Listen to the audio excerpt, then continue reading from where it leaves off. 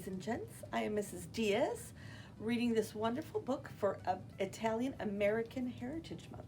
It's called Paolo Emperor of Rome. This is a story of a very small dog in a very big city. It is a story of bold escapes, of heroic rescues, of fearsome cats. This is a story of Rome. This is a story of freedom. This is a story of Paolo.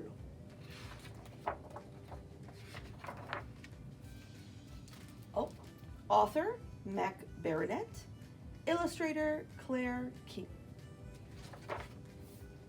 Ah, Rome, the eternal city, a place of fountains, food, and music, a place of chaos and beauty, above all, a place of freedom. But not for Paolo. Paolo lived confined to a small hair salon on Via Torino.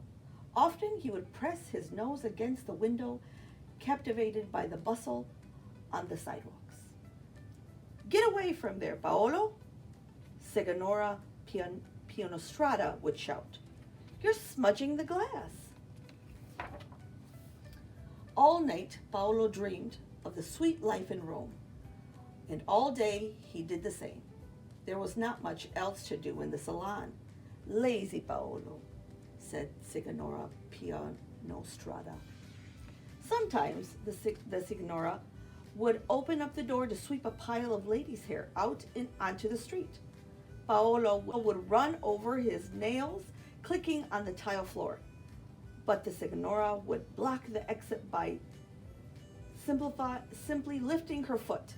On these occasions, Paolo would poke his nose outside and smell all the smells of Rome: salty, sour, meaty, and flowery. That was all Paolo got of liberty, a whiff. Oh, but one glorious day, there was a breach. The widow Garibaldi, arriving for her weekly appointment, failed to shut the door behind her. Paolo waited for the mistake to be discovered, but already the Signora was putting curlers in the widow's hair. Should he? Could he? He did. Paolo was free, and was a city of all he imagined. It was more: bridges and plazas, tall cathedrals, ruined temples, and busy cafes, and statues of humans and gods and horses, statues of lions that shot streams of water from their mouths, and high on a hill topping of column, a statue of a proud she-wolf, the mother of Rome. "How like this wolf I am," said Paolo. "But whether as she is made of stone, I am made of muscle, and can go wherever I please. But wherever should I go? Of course, the Colosseum." Paolo stood on the ground of the great arena. Here, thousands of years, men and dogs were kept in cages and forced to fight. "How beautiful to build such a towering marvel," said Paolo, "and how cruel to fill it with barbarism." The little dog's soul swelled up so he thought his ribs would burst. In the middle of the city, Paolo found a field full of ruins and lounging cats. It seemed a good spot for a nap, but no sooner had Paolo entered than a huge tabby bounded over and challenged him. "What business do you have here, little dog?" And it was true. The cat was bigger than Paolo. "And I am here to have a nap." "This place is for the cats," said Tabby. "Nap elsewhere." Paolo puffed out his chest. "I will not." The cat hissed and swiped her claws. Pain spread across Paolo's face. He had been cut, and deeply. But rather than flee, Paolo stood and barked. The cat, frightened by Paolo's indifference to injury, disappeared into the grass. Paolo hopped from column to column till he stood upon the tallest. "I am Paolo," he said. "The biggest amongst you has scratched my cheek, and I did not flinch. Will any other cat challenge me?" the cats were cowed. Paolo curled up and slept. He was awoken by the sound of swelling music. I would like to hear more of that, Paolo said. He climbed down the columns and sneaked into the opera house. Around him rose arcs, as in the great Colosseum, but here people watched while a man sang a sad song. When the singer finished, the crowd applauded. They shouted, "Bravo!" and threw down roses. It must be wonderful to be adored, said Paolo. I should like it if one day people shouted for me. The opera had made Paolo hungry. He threw himself back into the madness of the city, wandering down alleys till he found himself eating from a trash can behind the finest restaurant in Rome. Truly, said Paolo, I am living my life. But Paolo's supper was interrupted by a sound of snarls. A pack of raged curs had crept up behind him. This is our street, said their leader, who was called Brutus. Paolo laughed. The streets are for everyone. The dogs considered this. Brutus asked, who are you to say so? I am Paolo, that escaped from his prison, and is like the wolf come to life. I have drunk from the mouth of a lion, and have stared down the cats who lived in the ruins, and I will lead you if you like.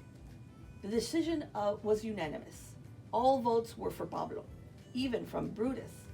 It was unprecedented. That night, Rome belonged to the dogs.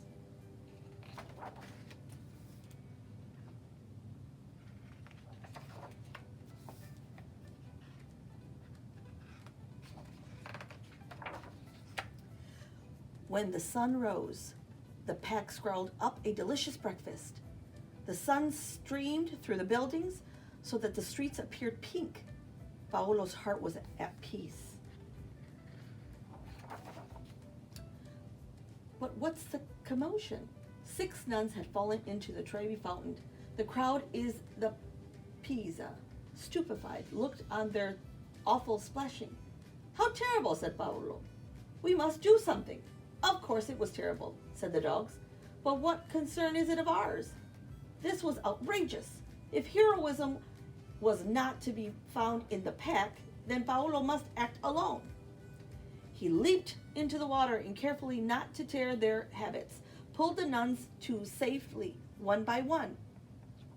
The carabinieri, arriving on the scene, was several life preserves, were astonishing to find Paolo had done their work for them. But the captain was at first put out, ashamed to be outshined by a small dog. But the cheers of the crowd were contagious, and soon even the proud officer joined in. Bravo, Paolo, he shouted. I'll see you receive a medal for valor. Paolo got more than a medal. In the afternoon, he was granted an audience with the Pope. The Pope scratched Paolo's ears. I should make you a saint, he said. A sour Carnival frowned. Your Holiness, he whispered. It is impossible. He is still living, and beside, he is a dog. Surely, said the Pope, we could make an exception. The Carnival shook his head. No matter. Paolo was given a fine room in the papal apartments. Each night the chefs prepared for him some new feast. His bed was made with satin sheets and piled high wild goose down pillows. The walls were covered with paints by the old masters. Paolo studied the pictures and was impressed by their beauty. But he preferred to look out his high window from which he could see all of Rome, sprawled out before him. The paintings were lovely, but they did not move. The city was always stirring. And so after some weeks, Paolo made his decision. He bid farewell to his grand apartment. The guards statued him as he passed through their gate into the city. The little dog trotted down winding streets, his nails clinking on the cobblestone, back to the tumult. For walls are walls, even when papered in gold and hung with carnivorous vagios. And Paolo's proud spirit was boundless. He could not be contained. The end. I hope you guys enjoyed this book as much as I did. Happy reading and happy Italian American heritage.